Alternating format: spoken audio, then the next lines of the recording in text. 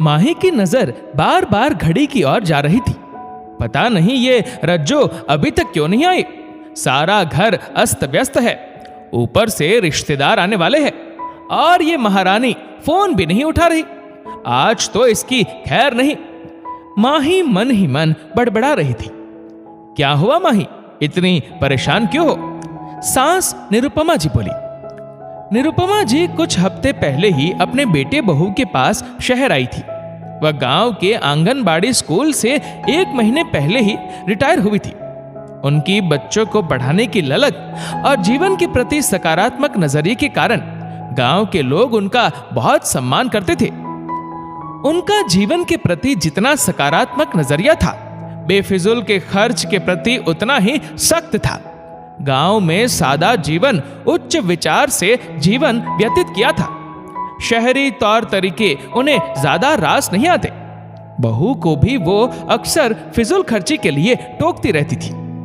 Mummy जी, रज्जो अभी तक नहीं आई, सारा काम कैसे होगा? मुझे तो कुछ समझ नहीं आ रहा। आ जाएगी तो बताती हुई इसे। बेटा, कोई परेशानी हो गई होगी, आ जाएगी। चल, तब तक हम दोनों मिलकर काम कर लेते हैं। नहीं मम्मी जी, आज तो इसे नहीं छोड़ूंगी।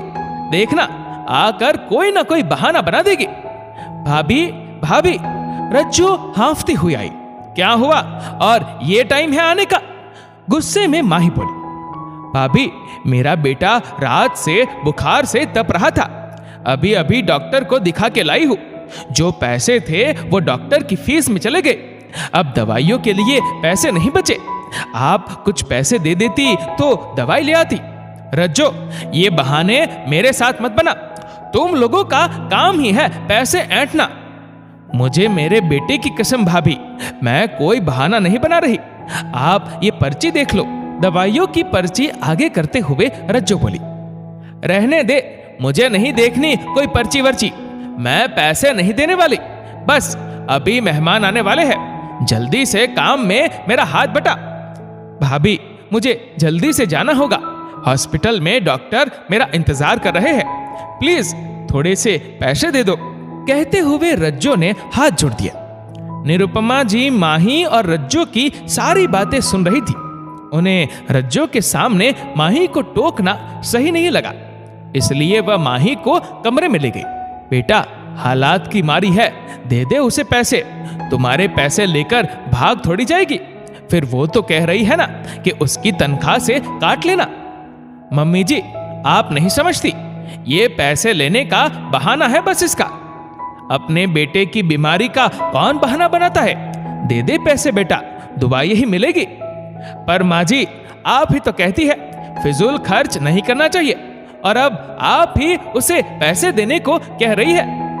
बेटा, फिजूल खर्च और मदद दोनों में अंतर होता है। मेरा मन कह रहा है तुम्हें उसकी मदद करनी चाहिए। माही निरुपमा जी की बात न मानकर उनका अपमान नहीं करना चाहती थी, इसलिए उनके कहने पर माही ने रज्जो को पैसे दे दिए। रज्जो के जाने के बाद निरुपमा जी बोली, माही बेटा, इतने निष्ठुर नहीं बनते। किसी की मदद करोगी तो भला ही होगा। मम्मी जी, आपको नहीं पता, ये लोग पहले अपनी चिकनी चुपड़ी बातों में फंसाते हैं, फिर आए दिन कोई न कोई बहाना बनाकर पैसे ऐंठते हैं। आप शहर के लोगों को नहीं जानती। बेटा, अपना अपना नजरिया है। शायद मैं तुम्हारे शहर के लोगों को नहीं जानती, पर इतना जरूर जानती हूं कि अगर हम किसी के काम आ सकते हैं तो उसकी मदद जरूर करनी चाहिए।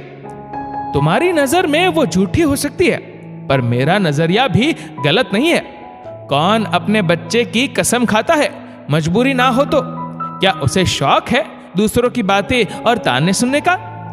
बेटा, कैसी भी परिस्थिति क्यों ना हो, हमेशा अपनी सोच और नजरिए को सकारात्मक रखना, क्योंकि अच्छी सोच अच्छा नजरिया बनाती है और अच्छा नजरिया अच्छा इंसान। जी मम्मी जी, माही की समझ में शायद बात आ गई थी। दोस्तों, हमारे बड़े बुजुर्ग अक्सर पैसों की कद्र कर कम खर्च करने पर जोर देते हैं, मगर जरूरत पड़ने पर दूसरों की मदद करने के लिए हमेशा आगे रहते हैं। हमें भी उनकी तरह पैसों की कद्र कर पैसों का सदुपयोग करना सीखना चाहिए। इस वीडियो को लेकर आपकी क्या राय है? नीचे कमेंट करके जरूर बताएगा। और अगर आपको वीडियो अच्छा लगा हो तो इस वीडियो को लाइक करेगा, शेयर करेगा ज्यादा से ज्यादा लोगों तक, और ऐसे ही और भी इंस्पिरेशनल वीडियोस के लिए सब्सक्राइब करें हमारे यूट्यूब चैनल को और फेसबुक पर फॉलो करें हमारे पेज को। धन्यवाद।